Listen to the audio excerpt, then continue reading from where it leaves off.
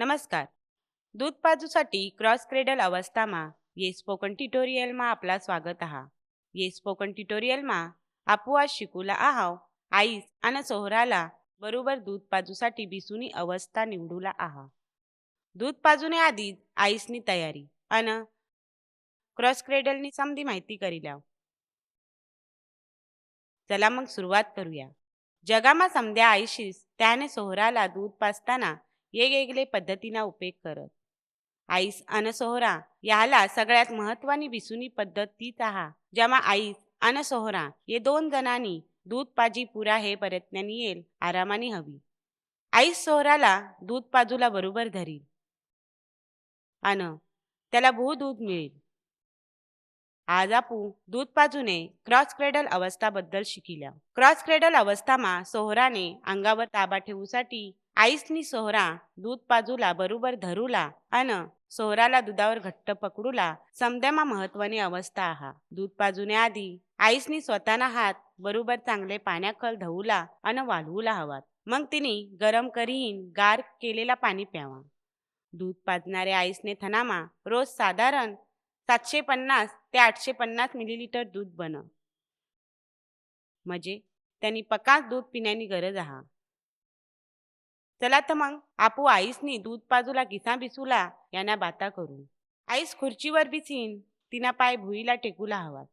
जर का खुर्ची वर हवी तिना पाय फरशीला टेकवात नाही तर तिने एक बारीकसा टेबल नाहीतर उशी फरशीवर ठेवीन त्यावर आपला पाय टेकू शकह. बिसताना तिने मुहरल्या गोटी सुनिश्चित करूला हव्यात.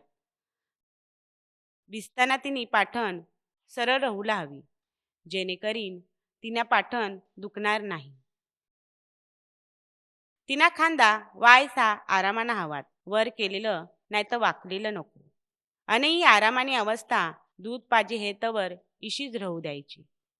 आईसनी दुधलाला सोहरा धरीन दूध पाजूला आहा. ते दुधलावर शा कापडा काढूला हवात.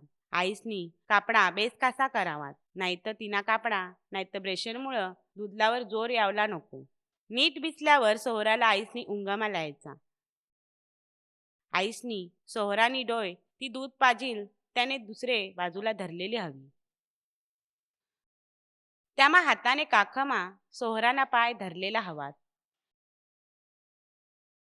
ये चित्रामा आई सोहराला तिने उजवे उराना दूध पाजणार आहा. म्हणून सोहराना पाय आईसने डावे काखमा धरलेला आहात आणि तिने डावे हाताना अंगठा आणि बोटा यांना उपयोग करीन सोहराना डोईने खालतला भाग धरूला आहा. जर सोहराला वर उचलताना आईसला अजून आदराने जर गरज असल्यास सोहराने खालत आणि मांडीवर उशी लेऊ शकह. ध्यानामा ठेवा आईसनी तिना खांदा वाकवीन सोहरा पा अंचाल नको. यांना तिला तरास येईल आणि तिने पाठण दुखू शकह. रोज तिने पाठण सरळ ठेवूला हवी आणि सोहराला वर उचलीन दूधला परत आणूला हवा. मुहरा आपू आईसने अंगठानी आणि बोटानी बरोबर अवस्था हेरूया. आईसना अंगठा सोहराने एके कानाने मागा आणि बाकीना बोटा दुसरे कानाने मागा राहूला हवात. तिना बोटा आणि अंगठा सोहराने कानाने मागशा हालवीन बगड परत आणसाल नको. तिना मनगट सोहराने खांदा परत राहू द्यायचा. आईसनी सोहराने डोईने मागले बाजूला हाताकल दाबायचा नाही. यानेमुळं दूध पाजताना सोहराला आराम मिळेल. मुहरा आपू शिकू सोहराने अंगानी बरोबर ठेवण्यानी अवस्था. आईसने अंगावर सोहराने पोटामुळं वैसा दाब पडूला पाहिजे. जोडा ते 2 जणांने अंगामधला अंतर कमी हवा तोडा सोहराना आईसने दूधला परत जाण्याना तरास कमी होईल आणि सोहराला आईसना दूध घट्ट धरूला सोपा होईल. सोहराला धरण्यानी अवस्थाना दुसरा मुद्दा आहा सोहराने अंगानी ठेवण.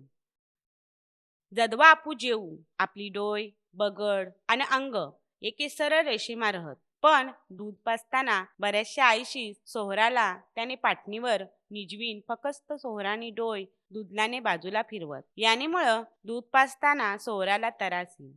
यानेमुळं दूध पाजताना सोहरानी डोय, बगड आणि अंग रोजूच एके सरळ रेषेमा राहूला पाहिजे. यानेमुळं सोहराला दूध प्यावला सोपा होईल. आता आपू सोहराला ठेवण्याने अवस्थामा तिसरे मुद्द्यावर आणावत. आईसनी सोहराने समदे अंगाला आधार द्यावला हवा.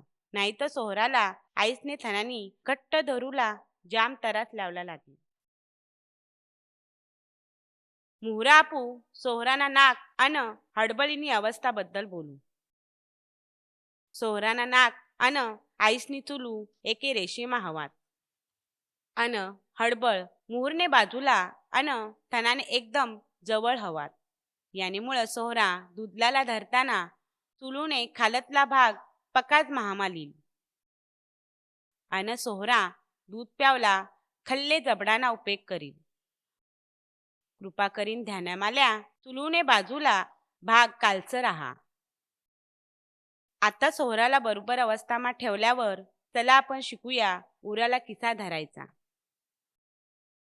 दुसऱ्या हाताने बोटांना उपेग करीन आईसनी स्वतःने उराना खालशा यू आकारामा धरायचा. ये चित्रामा आईस तिने उजव्या हाताकल उजवा उर धरील. अंगठा अन बोटांनी बरोबर अवस्था समजी लावला. विचार करा का आईसने उजवे उरावर एक घड्याळ आहा ज्याने मधोमध चुलू आहा. आईसने तिना उजवा अंगठा ये घड्याळाने 9 ये आकडावर ठेवावा अन अंगठाने बाजूना 2 बोटा 3 आकडावर ठेवावा. आईसना बोटा अन सोहराना ओठ रोज एके दिशामा हवात. हिसा कासा ही समजी लावला आपू एक उदाहरण हेरूया. जदवा आपू वडापाव नाही तर बर्गर खाव आपू आपला ओठ आडवा उघडू. आपू वडापाव नाही तर बर्गर आडवा धरू म्हणजे आपू मोठा घास लावू शकू. आपला मोठा अन ओठ एकेच दिशामा आहात. जर आपू वडापाव नाही तर बर्गर गोल आकाराकल धरू तर आपू मोठा घास लेता यावला नाही. तिसान आपू सोहराने ओठाने दिशाकड हेरूया. त्यांना ओठ गोल आकाराकल उघडाहात म्हणून आईसनी बोटाकल दुधलाने गोल आकाराकल ठेवूला गरजना आहा. यानेमुळं सोहराला चुलूना मोठा भाग महामा लावला मदत मिळेल. सोहराने ओठाने दिशेला राहूने सोबतूच आईसना अंगठा अन बोठा रोज चुलूपासून 3 बोठा दूर राहूला हवात. परत वडापाव नाही तर बर्गर खाताना आपू जाम जवळ धरा तर बोठांनी अडचण येईल. आपाहाला मोठा घास लेता येणार नाही. अन जर आपू जाम दूर धरा तर त्यांना आकार आपले महामा जावला बरोबर राहणार नाही. म्हणून आपू मोठा घास लेऊसाठी ती बरोबर अंतरावर धरू. ती सांज ये चित्रामा दाखवा ते प्रमाणे सोहरासाठी दुधलाला चुलूपासून 3 बोटाने अंतरावर धरावा. ही अंतर ठरविल का आईसना बोटाहानी अडचण न येता सोहराला चुलून अपकाच भाग महामा लेता येईल. आईस फक्त चुलू दाबणार नाही यानेमुळं कमी दूध मिळेल. आईस चुलूने खाल्ले मोठे दुधाने नळ्यावर दाब दे आणि पकान दूध बाहेर ये अन थनाला बरोबर आकार मिलीन सोहराला घट्ट धरूला मदत हे. आईसना अंगठा थनापासून 3 बोटाने अंतरावर ते बाजूला राहूला हवात जट सोहराना नाक आहा. अन तिना 2 बोटा चुलूपासून 3 बोटाने अंतरावर ते बाजूला राहूला हवात जट सोहराने अडबळ आहा. चला परत आपू वडापाव नाही तर बर्गरने उदाहरणाकडे जाऊया. वडापाव नाही तर बर्गर बरोबर धरल्यावर आपू मोठा घास लावला त्यावर दाब द्याव. ती सांज आईसनी दुधलाला खालशा यू आकारामा धरीन आस्तीच जोर द्यावा. यानेमुळं सोहराला दुधलाला मोठा भाग महामा लावला मदत होईल. पण ध्यानामा ठेवा आईसनी तिना थन व्ही आकारामा दाबसा नको. व्ही आकाराने दाबामुळं आईसला त्रास येईल आणि सोहराला फक्त चुलूमधला दूध मिळेल. ही सुद्धा हेरिल्या का अंगठा आणि बोटानेमुळं थनावर एकसारखाच दाबूला हवा. नाहीतर चुलू उजवे नाही तर डावे बाजूला सरकवीन, सोहरानी दुधूल धरण्यानी पद्धत चुकीनीही. ध्यानामाल्या कदवात दूधला धाबीहीन धरीहीन सोहराकड आणचाल नको. रोज सोहराला दूधलाकड आणूला हवा. आता सोहरा क्रॉस क्रेडल अवस्थामा आहा अन सोहरा दूध पाजूसाठी दुधूल महामा लावला तयार आहा. दुधूल धरूनी बरोबर पद्धत येत भागामधले दुसरे ट्युटोरियलमा आखीही. एकदा सोहरानी आईसने दुधलावर बरोबर धरा अन दुधूल जाम जड नाही हवात तर आईसनी दुधलावरच्या तिना हात काढावात अन सोहराने अंगाकल आधार द्यावला आणूला हवात. या अवस्थामा आईसनी तिना दोन्हीला हात तिने अंगाने एकदम जवळ आणूला हवात. यानेमुळे तिला दूध पाजूला आराम मिळेल. चला तर आपू या ट्युटोरियलना शेवटला पोहोचणार. आदिवासी विकास विभागातर्फे मा संगीता पवार आपला निरोप लिहा. भाग लेऊसाठी धन्यवाद.